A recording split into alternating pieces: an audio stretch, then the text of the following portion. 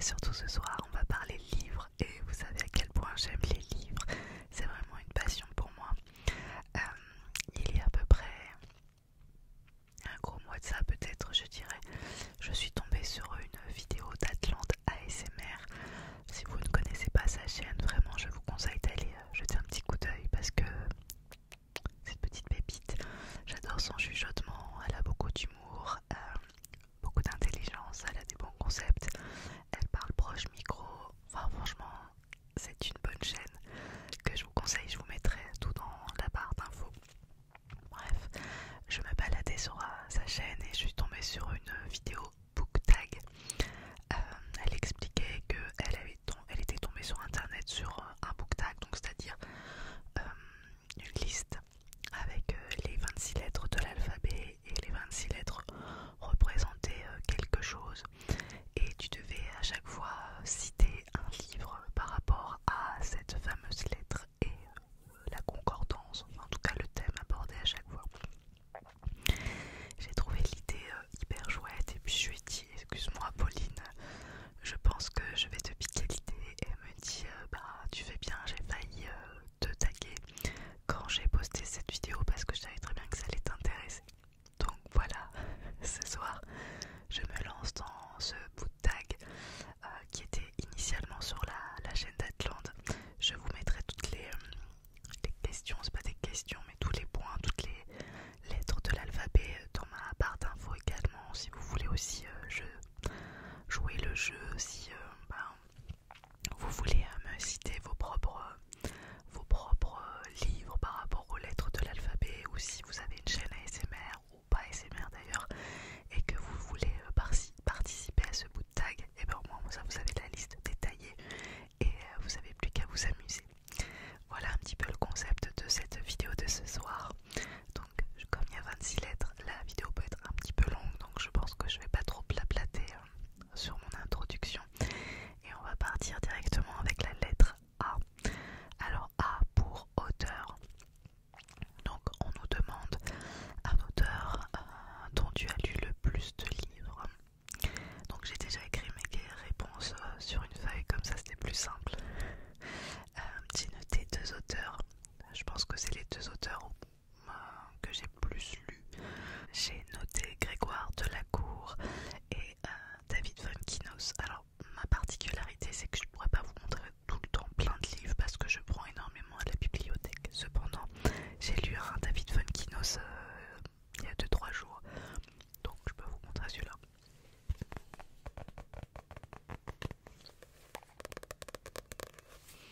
Il s'agit de Nos séparations. C'est pas celui que j'ai préféré de David Fuenkinos, mais il est sympa. Je crois que celui que je préfère c'est Vers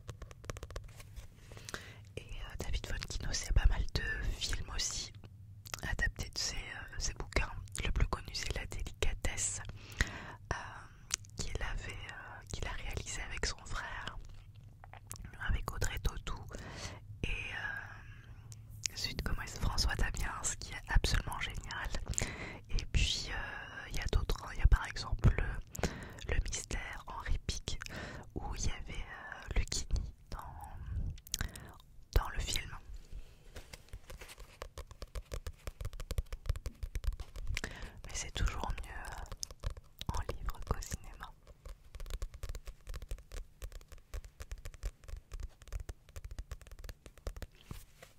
Donc ça c'était pour le A. B pour Best, la meilleure suite de série. Alors forcément j'ai mis Harry Potter.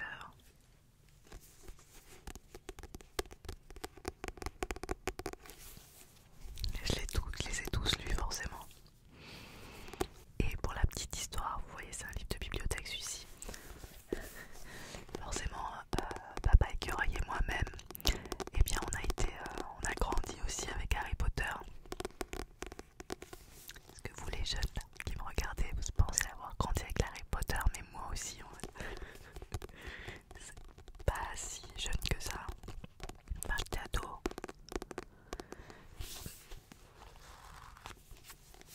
Et tous les deux, on a forcément tous les livres de Harry Potter, mais je ne sais pas où ils sont.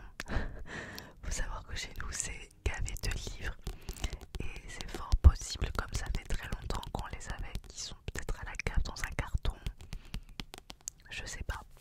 Donc, comme notre fils a 8 ans maintenant, on lui a pris le premier volet de Harry Potter à la bibliothèque. Mais pour l'instant, j'ai pas l'impression qu'il ait très envie de le lire.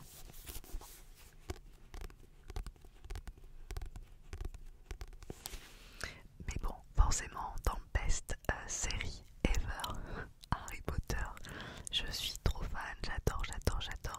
Et je pense que quand mon fils va vraiment se lancer dans la lecture d'Harry Potter, je vais tous les relire pour pouvoir échanger avec lui et me replonger là-dedans parce que c'était vraiment trop bien. Alors c'est pour Courant, pas très bonne en anglais, lecture en cours. Donc en ce moment je lis ceci. Alors ceux qui me suivent sur Instagram, je vais mettre mon Instagram quelque part par là. Cette vidéo elle a été filmée il y a à peu près 3 semaines, donc vous avez dû passer d'autres livres en story parce que j'en ai lu plein d'autres depuis.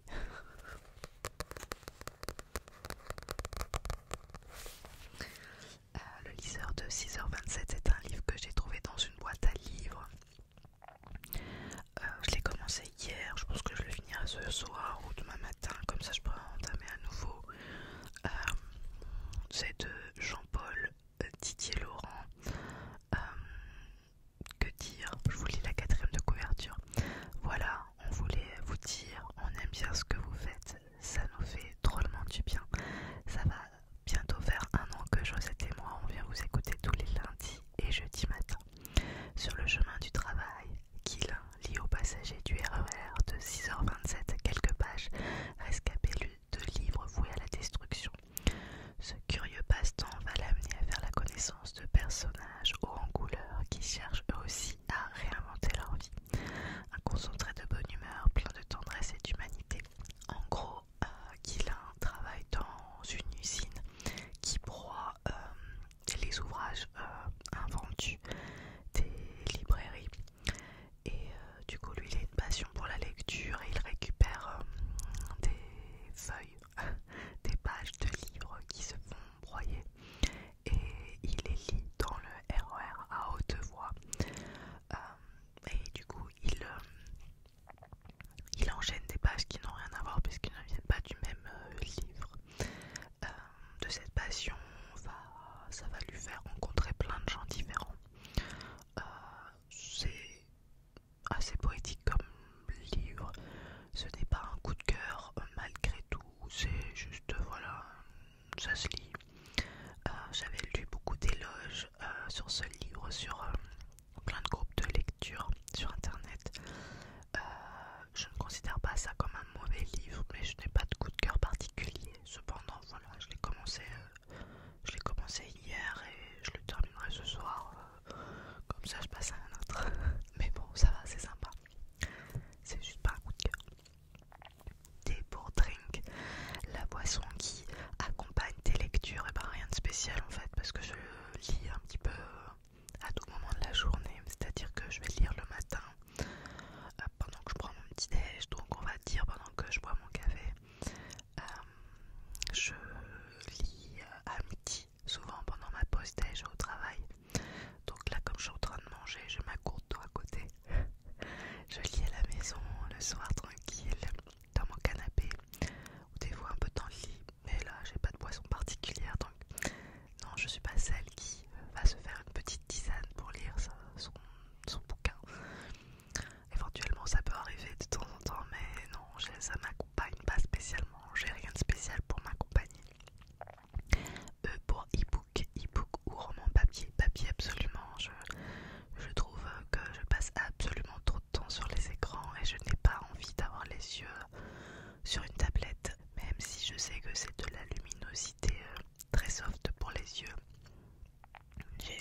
j'aime le contact avec le papier et puis du fait que je vais beaucoup prendre à la bibliothèque aussi, même s'il y a des choses qui sont consultables en ligne avec la bibliothèque, mais j'aime l'odeur du papier, j'aime le bruit qu'il fait quand je tourne une page, j'aime ce contact physique en fait avec le papier.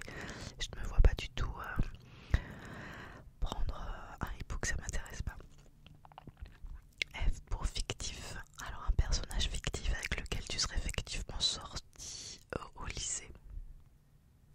Bah là je vois pas, déjà le lycée pour moi, bah, j'ai 41 ans donc le lycée pour moi ça fait déjà très très longtemps et j'ai pas de personnages qui me viennent en tête, désolée. J'ai pour Clad un roman auquel tu es contente d'avoir donné une chance. Ah oui, alors on va dire que c'est ça.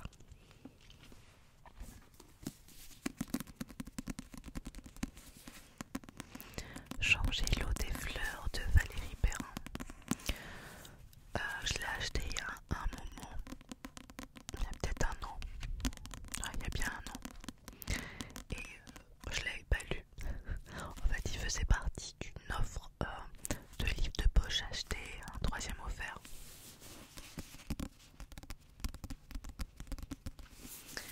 Et vous savez ce moment où je vois tout le monde parler de Valérie Perrin, c'est pas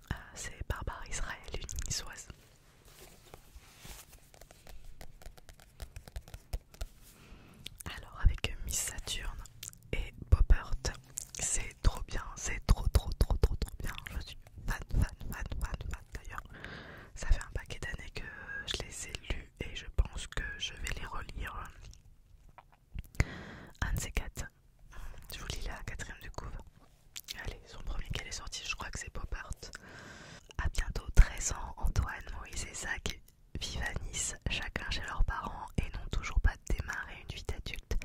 Rejetant des années 1980, ils n'ont pas d'idéaux. La pop anglaise constitue leur seul objet de culte.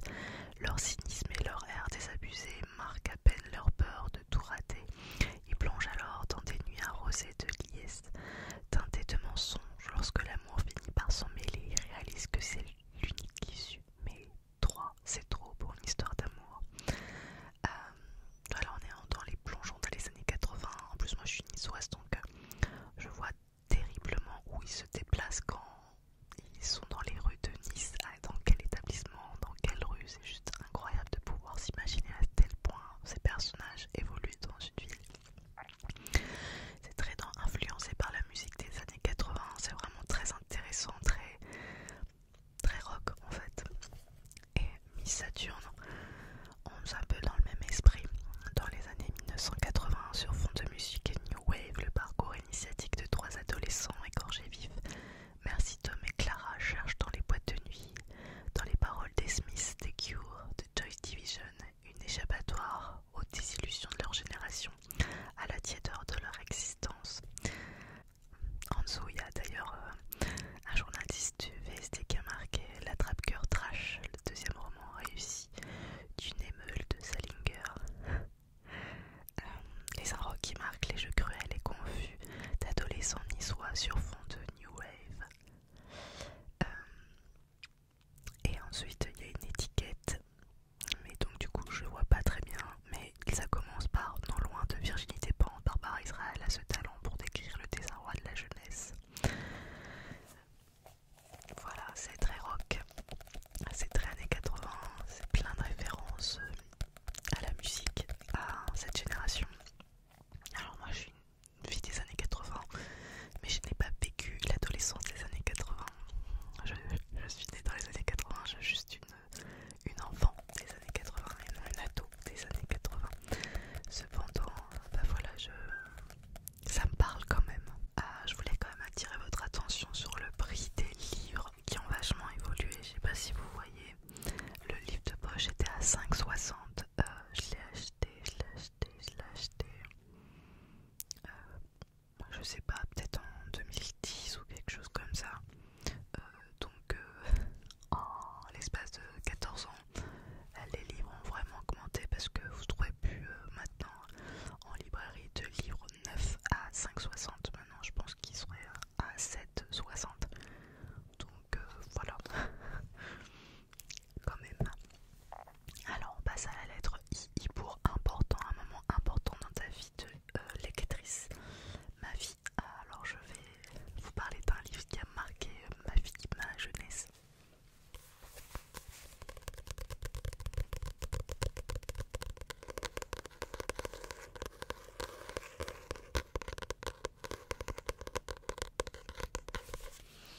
Il s'agit du Fantôme et moi de Catherine Sefton, sorti aux éditions L'École des loisirs. Ce livre, je l'ai lu en CM1 et ça a été une révélation. Et c'est le livre qui m'a fait apprécier la lecture. Ça a été un électrochoc. C'est l'histoire d'un petit garçon qui est un peu isolé dans sa famille, que personne ne comprend, sensible et intelligent. Il est un peu isolé et de sa sensibilité il arrive à voir ce que les autres ne voient pas, et en l'occurrence un fantôme qui habite dans une espèce de cave à côté de chez eux, et il se lie d'amitié avec ce fantôme. Je l'ai lu en CM1. On nous avait demandé d'aller à la bibliothèque avec l'école et de choisir un livre et de faire un exposé sur le livre qu'on avait choisi. Et j'avais choisi ce livre et oh my god, révélation absolue. Je l'ai lu plusieurs fois quand j'étais gamine et du coup quand j'étais adulte, je me suis dit, parce que c'était pas moi, je l'avais pas moi physiquement quand j'étais gamine, je le prenais juste régulièrement à la bibliothèque pour le relire. Je me suis dit que j'allais l'acheter, mais en fait il était plus en vente, il était plus édité. Et donc je l'ai trouvé sur eBay. Je crois que je l'ai payé 11 euros, un truc comme ça sur eBay. J'étais pas encore mère quand je l'ai acheté et je me suis dit je le veux absolument à la maison.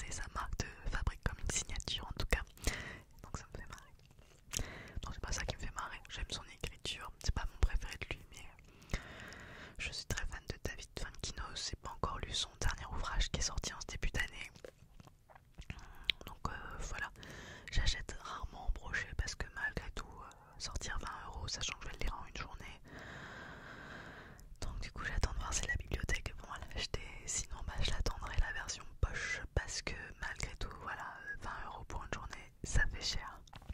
Car pour Kind, le genre de roman que tu ne liras jamais, je dirais la new romance. Bon, on peut jamais dire jamais gna gna gna. Mais c'est pas mon truc, enfin ça m'attire pas et je pense que c'est quelque chose de générationnel. Aujourd'hui il y a beaucoup de jeunes qui lisent de la new romance et tant mieux, ça les fait lire. Mais c'est pas quelque chose qui m'attire du tout. Mais après je pense que voilà, c'est générationnel. Moi quand j'avais 20 ans, 15-20 ans, il n'y avait pas du tout ce genre de livre en rayon. Et ça vient d'arriver il n'y a pas si longtemps de ça, hein, quelques années, mais je pense que même des gens de mon âge, il y en a beaucoup moins qui lisent de la new romance, que c'est vraiment quelque chose de 20-25 ans, je pense. Peut-être me tromper, mais c'est pas mon truc, voilà, ça me tente pas. Mais je juge pas, c'est très bien de lire de toute manière. Elle pour long, le roman le plus long que tu n'aies jamais lu. Bah, j'en sais rien en fait, parce que comme il y a plein de livres ici, mais comme je le disais, il y en a à la cave aussi, et puis il y en a plein que j'ai lu à la bibliothèque. Donc je sais pas trop. Lors de la vidéo de Pauline d'Atlanta ASMR, elle disait que son roman le plus long c'était Harry Potter et les reliques de la mort, et elle disait qu'il faisait 900 et quelques pages. Je l'ai lu, donc on va dire que c'est celui-là peut-être. Peut-être que c'est celui-là, peut-être c'est un autre, mais c'est possible qu'il soit dans le top en tout cas des plus longs que j'ai lus. M pour Major, le roman qui t'a causé le plus gros book hangover, c'est-à-dire le trop plein livresque. Et ça veut dire que tu ne pouvais plus rien lire après ça. Bah en fait non, ça m'est jamais arrivé en tout cas. Donc je sais pas. N pour nombre, le nombre de bibliothèques en termes de meubles que tu possèdes. Donc là il y en a 1, 2, 3, 4, 5, 6. Et il y en a une dans la chambre de mon fils, donc il y en a 7 chez nous. Il faudra qu'on achète une huitième parce que là, elles débordent tous et on empile dedans et c'est même plus rangé, c'est du n'importe quoi. Oh, pour One, un roman que tu as lu plusieurs fois. Ah,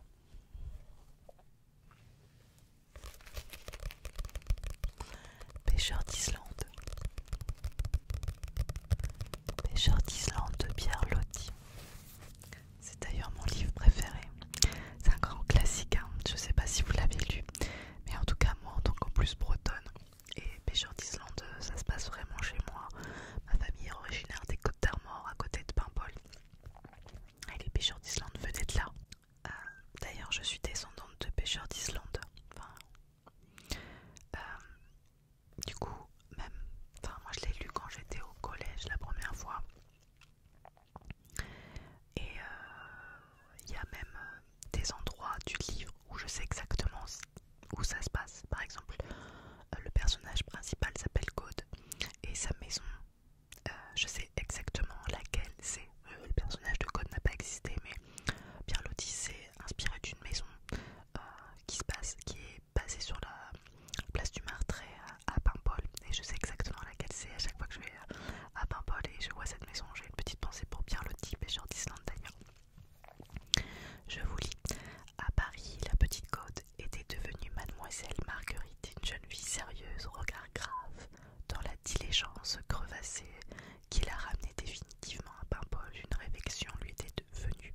Tiens, puisque nous sommes en hiver, je vais les voir cette fois, les beaux pêcheurs d'Islande, car en décembre, ils devraient être là, revenus tous, les frères, les fiancés, les amants, les cousins, dont ses amies grandes et petites l'entretenaient tant à chacun de ses voyages d'été pendant les promenades du soir. Et cette idée l'avait tenu occupée pendant que ses pieds se glaçaient dans l'immobilité de la carriole. En effet, elle les avait vus et maintenant son cœur lui avait été pris par l'un d'entre eux. Et oui, elle est tombée amoureuse de Yann, un pêcheur d'Islande. Il faut savoir qu'en fait les pêcheurs d'Islande, c'est des pêcheurs qui allaient à la pêche à la morue en Islande. Et les conditions météorologiques et tout ça, c'est pas vraiment ça. Donc il y a beaucoup qui ne revenaient jamais. Il y a eu beaucoup de morts, de disparus.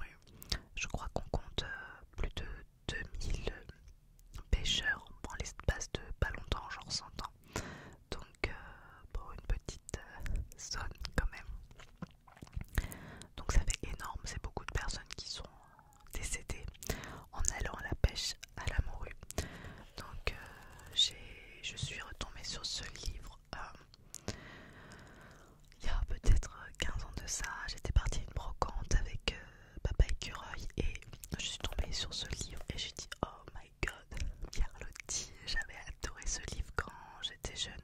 Je dois avoir une autre édition chez ma mère, mais alors où je ne sais pas.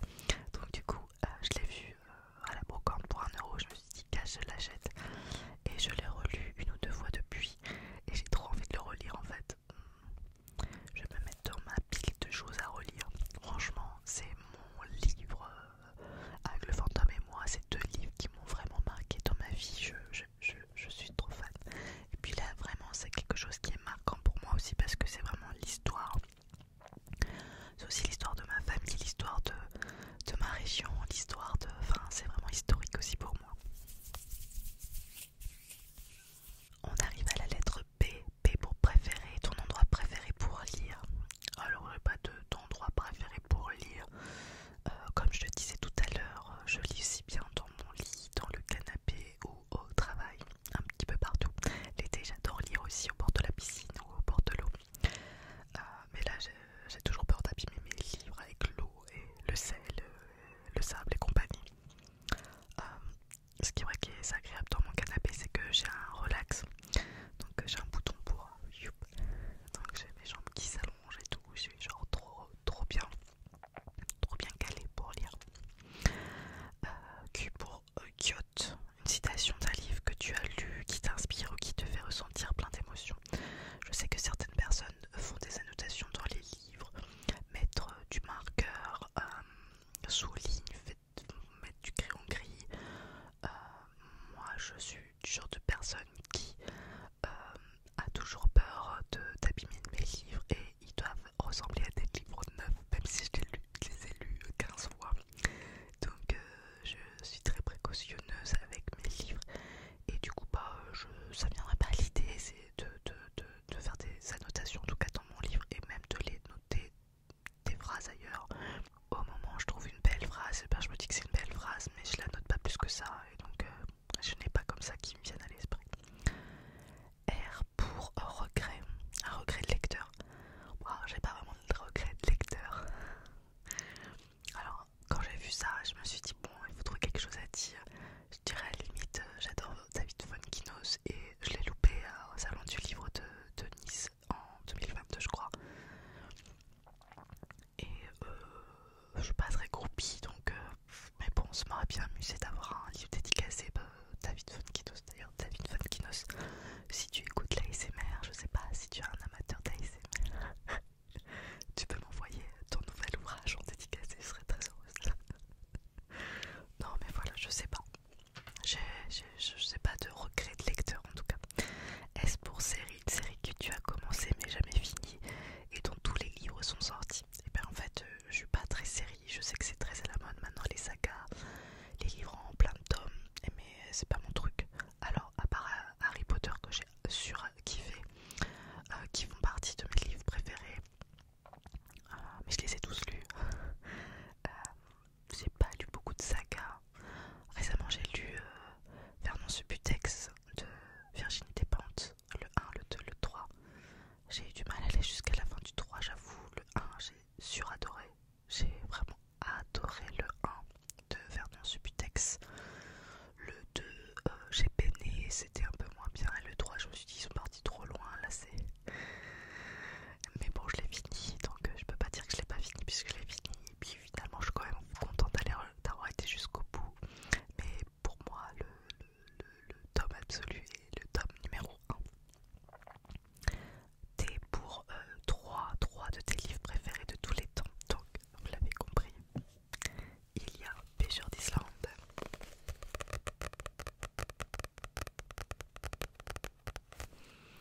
Vous l'avez compris, il y a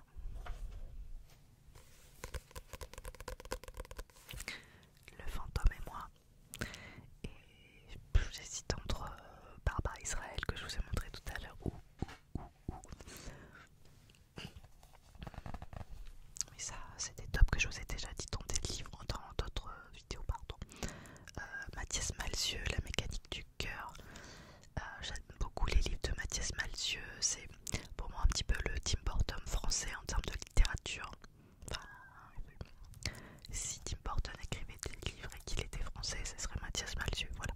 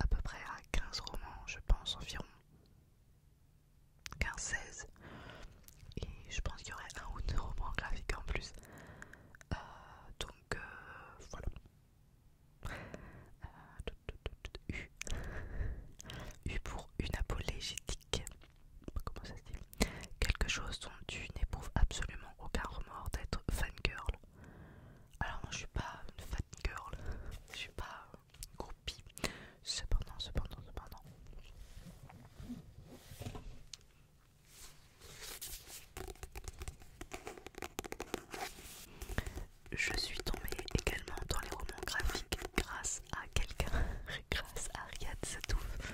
Je suis fan. Donc oui, je peux dire que je suis fan de Riyad Satouf et en l'occurrence de sa série de livres L'Arabe du futur. Il y en a 6 des tomes. Et en fait il raconte sa vie en Syrie, au Liban quand il était tout petit, en France aussi après quand il était plus grand. C'est à la fois touchant, drôle et aussi instructif.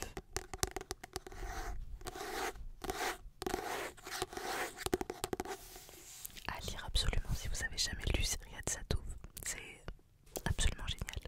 Fait pour Very, un roman dont tu attends la sortie avec grande impatience, plus que celle des autres, eh bien, on va rester sur Riyad Satouf. Parce qu'il a sorti ce roman graphique qui s'appelle Le Jeune Acteur 1, Aventure de Vincent Lacoste au cinéma. Parce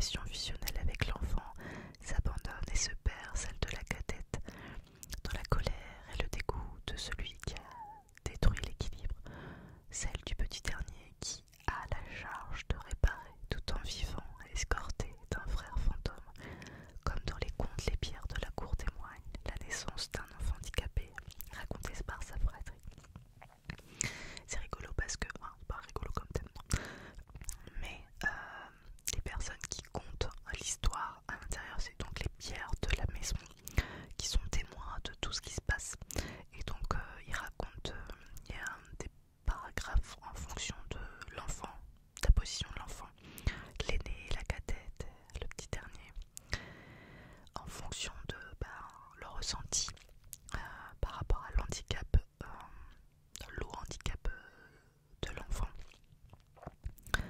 Donc la façon d'écrire est assez particulière puisque on voit pas de prénom, on ne connaît pas le nom de prénom des personnages. Voilà, c'est les pierres qui témoignent. Et ça c'est touchant. Voilà. C'était pour le 27e livre dans ma bibliothèque. Y pour Your, ton dernier livre acheté. Ah. Je l'ai acheté peut-être il y a 2 mois. Ah oui, ça fait longtemps que je n'ai pas acheté. C'est La femme de ménage. Je l'ai acheté à cause des forums de lecture sur lesquels je suis. C'est-à-dire qu'à la base, moi je suis pas du tout thriller, polar et compagnie. Et tout le monde dit que c'était le livre à lire, le polar de l'année 2023. Et par mon boulot, je travaille dans un journal culturel. Je suis allée conférence de presse il y a quelques mois de ça pour un salon du polar à côté de chez moi, enfin dans ma région. Et je parlais à quelqu'un du jury pour savoir ce qu'il pensait des livres qui étaient en sélection dans leur salon. Il m'a dit pour moi le livre de cette année, c'est peut-être pas un livre qui était dans la sélection, c'est La femme de ménage qui est pour moi le livre à lire en 2023. Donc voilà, en 2024 je viens de l'acheter, mais je l'ai pas lu encore et je suis pas sûre que ce sera mon prochain, mais je l'ai au moins. C'est pareil que Melissa d'Acosta. Une fois que je l'aurai lu, je dis j'ai perdu du temps, mais je vous lis l'arrière. Chaque jour, Millie fait le ménage dans la belle maison des Winchester, une riche famille new-yorkaise. Elle récupère aussi leur fille à l'école et prépare les repas avant d'aller se coucher dans sa chambre au grenier. Pour la jeune femme, ce nouveau travail est une chance inespérée, l'occasion de repartir de zéro. Mais sous des dehors respectables, sa patronne se montre de plus en plus instable et toxique. Et puis il y a aussi cette rumeur dérangeante qui court dans le quartier. Madame Winchester aurait tenté de noyer sa vie quelques années auparavant. Heureusement, le charmant Monsieur Winchester est là pour rendre la situation plus portable, mais le danger se tapit parfois sous des apparences trompeuses, et lorsque Millie découvre que la porte de sa chambre mansardée ne ferme que de l'extérieur, il est peut-être déjà trop tard. Je vous le dirai quand je l'aurai lu. Il y a une suite qui est sortie il y a peu de temps. D'ailleurs, il paraît que la suite est pas aussi bien. Et c'est pour le livre qui t'a volé le dernier livre qui t'a tenu éveillé bien trop tard la nuit, en gros. Le livre qui t'a empêché de dormir. En fait, pas vraiment, parce que je vais pas m'empêcher de dormir pour lire. Moi, je me couche assez tôt. Il est 22h, 22h30. Oups, je vais au lit. Parce que sinon, le lendemain, j'arrive pas à arquer. Surtout que j'ai un sommeil un peu haché. Donc, je vais pas m'amuser à lire jusqu'à 3h du matin. Je serai déjà endormie sur mon livre. Donc, ça m'arrive pas. Cependant, ça m'est déjà arrivé quand j'étais ado. Avec le livre de Christiane F. Je dirais pas le titre en entier, j'ai pas envie de me faire censurer par YouTube, mais vous devez peut-être connaître ce livre. Christiane F, moi 13 ans, et j'aimais beaucoup ce genre de livre quand j'étais ado. C'est l'époque de ce genre de on est torturé dans sa tête. Et j'avais lu ça, et j'avais lu L'herbe bleue aussi adolescente qui m'avait bien tenue en haleine. Et on n'est pas sérieux quand on a 17 ans. C'était le genre de lecture que je lisais quand j'étais adolescente et qui me tenait éveillée la nuit. On n'est pas sérieux quand on a 17 ans, ça m'a pas tenu éveillée la nuit parce que le livre est très court. Je pense qu'il doit faire 200 pages, donc je l'avais vite lu. Mais Christiane F est assez important, et je sais que je me rappelle en tout cas d'avoir mis la lampe torche et de lire dans ma chambre sans me faire crier en disant oui, mais il faut dormir maintenant. J'ai vu qu'il y avait une suite qui était sortie. C'était une histoire vraie, pour savoir ce